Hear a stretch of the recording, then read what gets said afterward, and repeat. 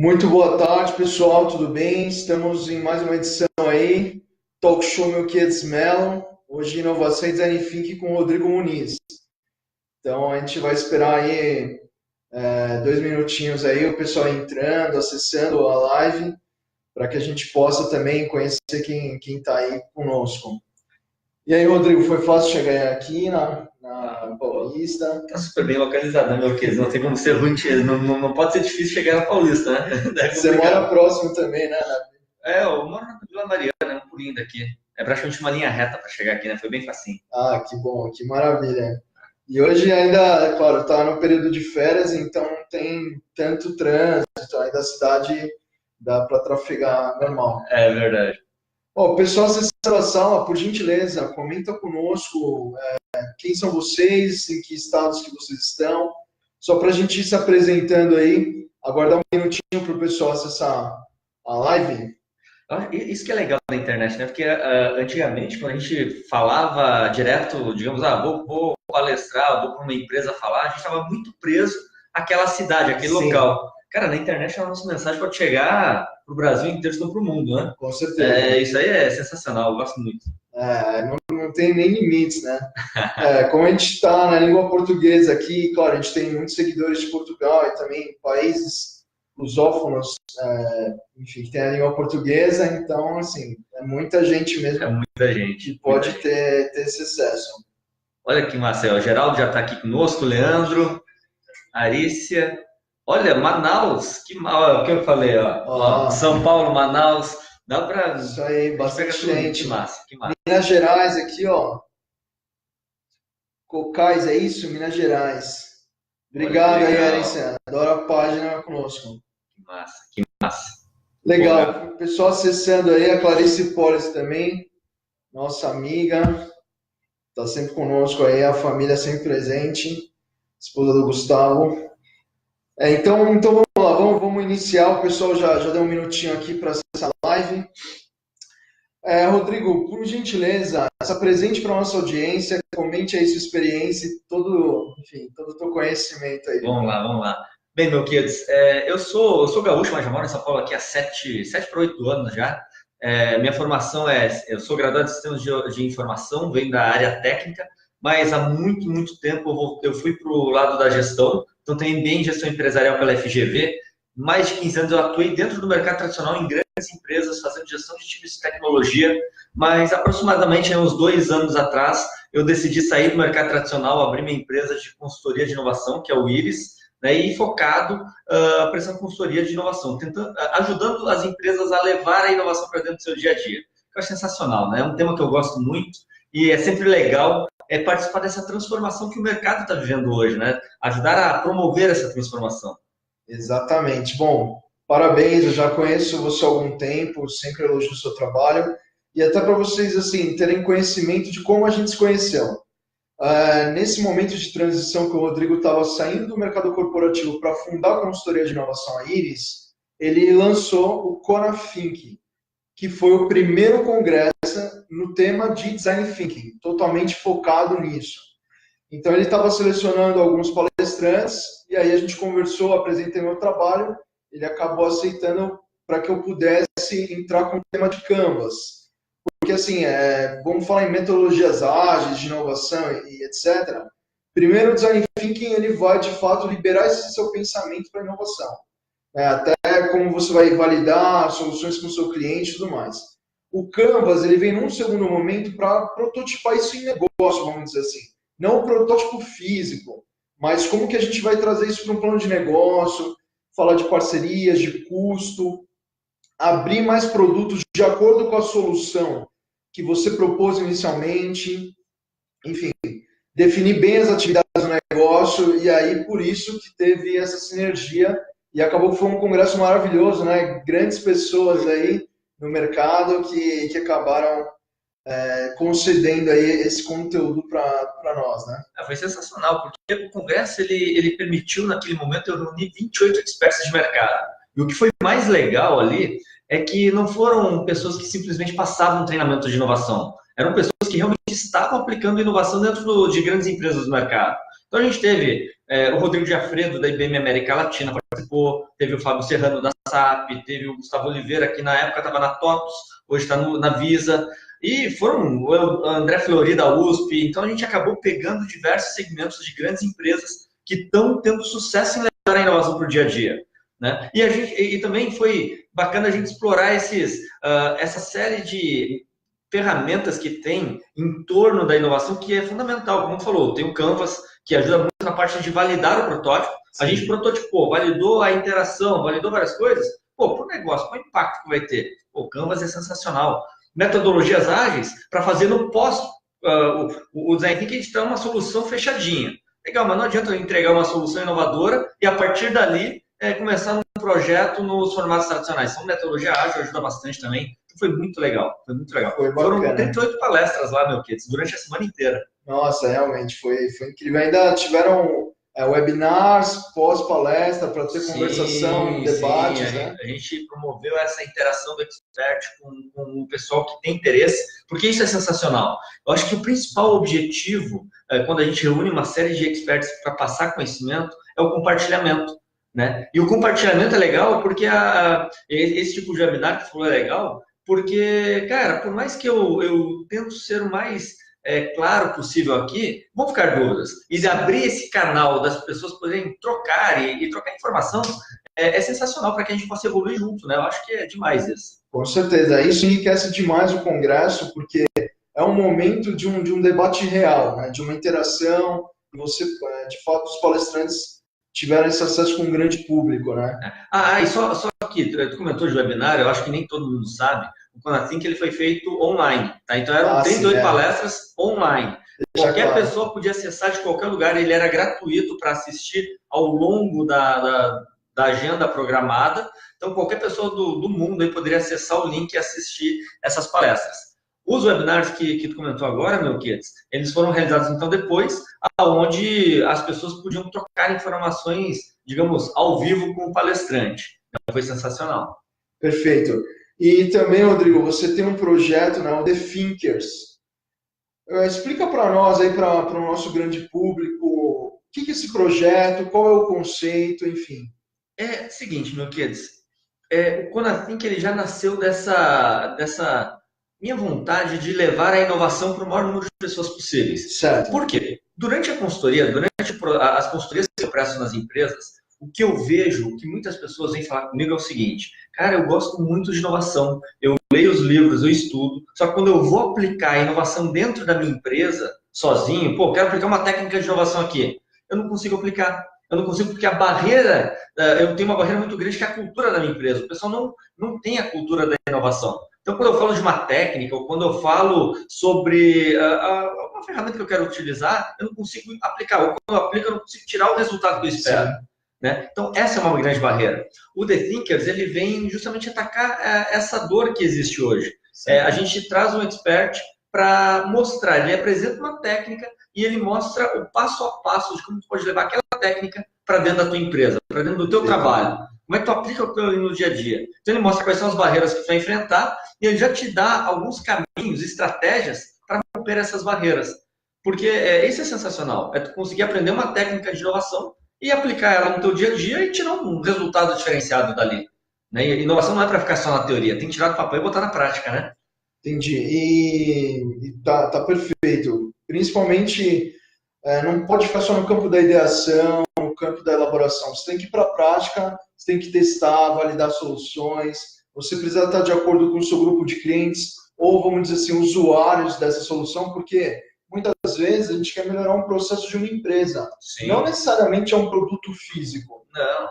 Às vezes você quer trazer essa melhoria e a partir de uma resolução de um problema, a gente coloca o desafio assim, como principal o problema, para de fato concluir soluções. Isso, claro, traz muita riqueza para qualquer empresa, né? Não tenha dúvida. A inovação, muitas pessoas ainda vinculam a inovação a produto, mas não necessariamente a produto. A gente pode, na verdade, dentro das empresas, o mais comum, onde vai tirar maior resultado é dentro de serviços. São processos existentes que eu posso melhorar um processo, que nem tu citou, mas na verdade o Design Thinking, que é a abordagem que eu utilizo, ela é uma abordagem que foi criada para resolver problemas complexos. Sim. E, cara, problemas complexos é o que mais existe dentro das empresas. Tem muita coisa para a gente resolver aí, né?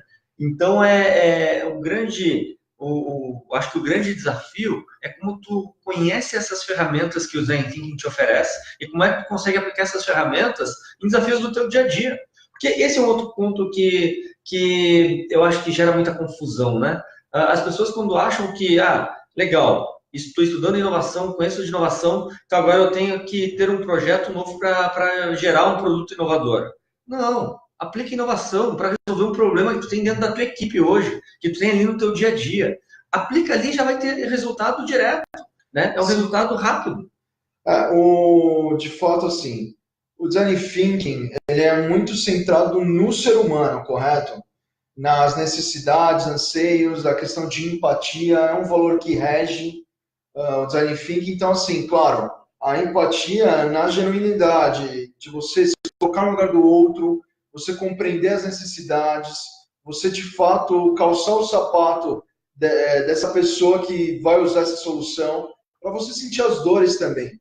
Porque não adianta nada você, de fato, desenhar uma solução ou pensar em alguma melhoria pensando só em você, só nas suas experiências prévias, no que você tem de gosto ou anseio. Você tem que pensar nesse grupo que vai usar essa solução, correto? Sem dúvida. Quando a gente fala que o Design Thinking é uma abordagem de inovação centrada no ser humano, é justamente esse ponto. A gente tem que levar em consideração não só o nosso cliente, não só o cliente de quem vai utilizar aquele serviço, mas todas as pessoas que estão envolvidas naquela solução. Isso eu acho que é um bom diferencial do centrado no ser humano e o user experience, que a gente escuta muito, né? Quando a gente fala de experiência de usuário, muitas vezes a gente está falando do nosso cliente final, com a experiência do nosso usuário ao utilizar um determinado serviço ou produto. E quando a gente fala de abordagem do ser humano, o user experience está englobado, também faz parte. Mas a gente leva em consideração, por exemplo, os patrocinadores que estão bancando aquele projeto. Eles tiveram seus interesses todos sendo atendidos? As pessoas que fazem aquele serviço acontecer, não é nem o cliente nem o patrocinador, mas a pessoa que bota a mão na massa para realmente fazer acontecer. Como é que está a vida dessa pessoa? Que está muito difícil. Então, isso que é o legal do centrado no ser humano. A gente olha para todas as pessoas envolvidas no processo. Isso é sensacional. Perfeito. E até para ajudar para o pessoal assim, compreender, quais são os pilares que regem esse conceito, essa metodologia Design Thinking? Bem, meu queridos, a gente tem 3 pilares que suportam o Design Thinking. Nós temos o primeiro é empatia, tu já falou. Sim. Então, o primeiro pilar é empatia. O segundo pilar é a colaboração. E o terceiro pilar é a experimentação. Então, de uma forma bem ampla para que o pessoal consiga entender. O primeiro pilar, os 3 pilares são utilizados ao longo de todo o processo, em toda a metodologia do Design Thinking, ok? Mas se a gente tivesse que destacar as etapas da metodologia onde eles são mais utilizados, é o seguinte. Nas primeiras fases da metodologia, a gente aplica muitas técnicas de empatia, porque é onde a gente está entendendo o nosso desafio. Quando alguém nos passa um desafio, geralmente essa visão é uma visão muito longe, muito macro. Então a gente aprofunda a nossa visão nele. Nós temos que entender. Para isso, nós identificamos, por exemplo, todos os stakeholders envolvidos, então todas as pessoas que se envolvem, tanto o usuário final, quanto o patrocinador, quanto as pessoas que vão fazer executar esse serviço, por exemplo. Então a gente entende todas essas pessoas e aprofunda a nossa visão sobre elas. E daí a gente exerce muito o pilar da empatia. Uma vez que eu entendi exatamente esse desafio, eu entendi qual é o desafio que eu tenho na minha mão, a gente usa o pilar da colaboração, que é a troca de informações entre várias pessoas para bolar uma solução. Então, o pilar da colaboração é muito utilizado na parte de criação. Tá? E uma vez que eu criei uma solução, eu vou validar essa solução antes de iniciar um projeto através do pilar da experimentação, que são os protótipos.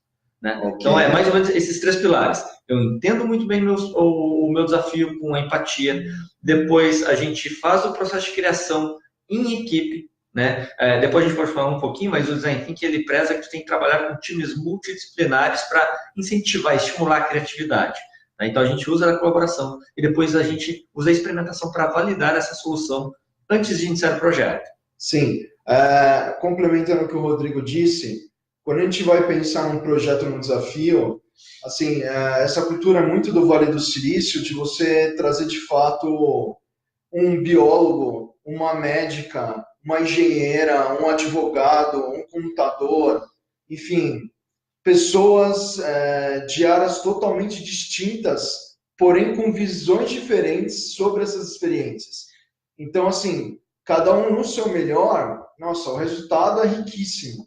Então, não pensa que a equipe precisa ser a equipe muito fechada. Então, se a gente vai falar de marketing, eu só quero profissionais de marketing. Não, pelo contrário. Se você tiver um mix de competências, essas pessoas que estão, vamos dizer assim, de fora da área principal, elas enriquecem demais, porque elas são possíveis usuárias da solução também. E tem essa visão, né, de fora o que não está no dia a dia. Não tem assim uma crítica, não precisa ter isso, porque não é da área. Então ela até se permite ao direito de ficar mais vulnerável, de propor mais soluções, sem o medo de errar, né? E não pode ter esse medo. Claro que a gente vai, quando a gente começa, a gente usa post-its, né? Para de fato contemplar as ideias que a gente está discutindo.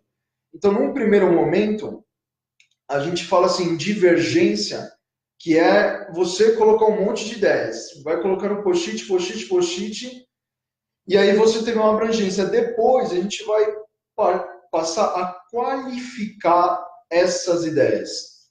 Então, nessa qualificação, a gente fecha. Então, a gente fala de convergência. A gente tem que fechar as ideias, qualificando em grupinhos de ideias, vamos dizer, porque tem ideias complementares e semelhantes.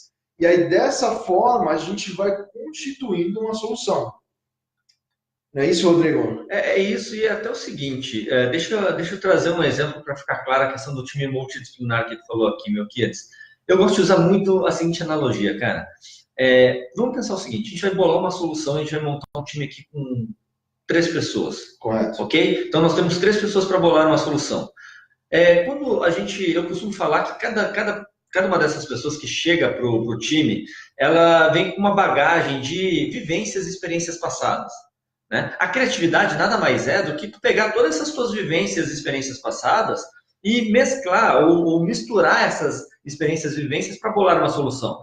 A criatividade é como tu consegue mesclar essas vivências e experiências passadas.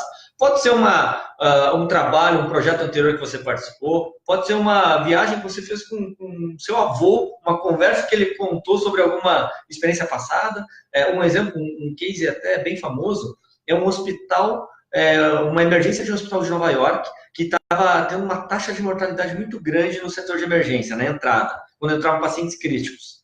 E eles fizeram uma analogia com o pit stop de Fórmula 1. Porque antigamente, quando chegava uma emergência ali, eles ficavam batendo cabeça e não sabiam exatamente o que cada um ia fazer e perdiam muitos pacientes. Eles fizeram uma analogia com o pit stop de Fórmula 1, onde quando o carro estaciona, todo mundo sabe exatamente o que tem que fazer, não tem que perguntar ou pensar, eles vão lá e fazem. E eles bolaram uma solução com base nisso, e com isso eles conseguiram melhorar muito a qualidade a taxa de mortalidade, reduziu pra caramba. Tá? Só que o que acontece? Para fazer esse tipo de analogia, alguém tem que ter tido contato com uma Fórmula 1, de alguma forma, para conseguir trazer. Por isso que eu falo da bagagem de experiências e vivências. Ok? Agora vamos pensar o seguinte: se nós 3 que estamos aqui nesse time para bolar uma solução, se os 3 possuem a mesma formação, se os 3 moram na mesma cidade, trabalham na mesma empresa, têm o mesmo tipo de graduação, é provável que essas 3 pessoas vão ter uma bagagem de vivências e experiências muito parecidas. Perfeito. Ok? Então, por isso que a gente gosta de trabalhar com times multidisciplinares. Né? Então, imagina, quando eu junto 3 pessoas com o mesmo perfil, é bem provável que aconteça o seguinte: o meu Kids dá uma sugestão de uma ideia, eu vou concordar, e os 3 vão concordar naquela solução. E a gente acaba não tendo a diversidade. E a diversidade gera a criatividade, ela estimula a criatividade. Quando um fala e todo mundo concorda, muitas vezes aquela mesma solução poderia ser atingida por uma única pessoa. Exato. Né? Agora vamos fazer o seguinte: pega só 2 pessoas. Pega uma pessoa de exatas e uma pessoa de humanas e apresenta o mesmo desafio para eles. Vão ser 2 pontos de vista totalmente diferentes sobre aquele problema, sobre aquele desafio. E, cara, é essa troca de informações. Um traz uma informação desse lado, o outro vai trazer uma informação do outro lado, e o Design Thinking ele fala o seguinte, não tem a informação certa e errada, é um crescendo em cima da opinião do outro. Então, é construir a solução em conjunto. Né? Então, nunca a minha tá certa, a tua tá errada. Legal, gostei dessa parte, vamos agregar mais isso aqui, ó, que eu tenho uma experiência bacana que dá para botar aqui. E a gente vai crescendo junto, a gente constrói a solução em conjunto. Esse é o bacana. Sim, o que é importante até vocês saberem, pessoal, é que é o seguinte, como a gente bem mencionou, tem produto e solução sim, como todo processo de criação, mas a resolução de problema é o grande foco. Eu vou contar um case que é muito famoso no Design Thinking, que assim, na Áustria tinha um asilo para idosos e assim, tinha uma praça na frente, uma praça assim, não, um lugar de convivência entre os idosos. Então tinha um banco de uma praça e eles ficavam ali, né? Só que muitos desses idosos detinham Alzheimer. Então o que acontecia? Como eles tinham liberdade de ficar ali no momento recreativo, de humanização, recreação entre eles mesmos, às vezes uma enfermeira, algum profissional não via com total assim atenção. Então, alguns desses idosos saíam andando e iam parar às vezes 500 metros, 1 quilômetro distante desse espaço. E normalmente, quando esses enfermeiros iam, ou enfermeiras, o grupo ia procurar esses idosos, eles estavam num ponto de ônibus próximo ao asilo. Por quê? Eles pensavam que eles iriam retornar para casa. Então é um pensamento até que lógico, né? Apesar, claro, que tem assim, esse diagnóstico de Alzheimer. Então o que eles fizeram? Quando profissionais de design thinking foram, de fato, se reunir para procurar uma solução, eles compreenderam que eles poderiam desenhar um ponto de ônibus na frente desse asilo.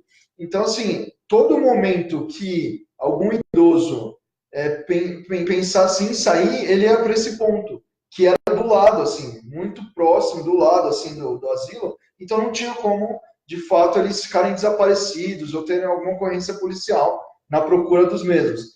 Então, assim, o que você pode compreender, ó, o Gustavo entrou na sala aí, grande amigo, o que vocês podem compreender é que para soluções reais, são problemas, claro, a gente está falando de segurança de um idoso, do bem-estar, e a gente propôs uma solução de design thinking.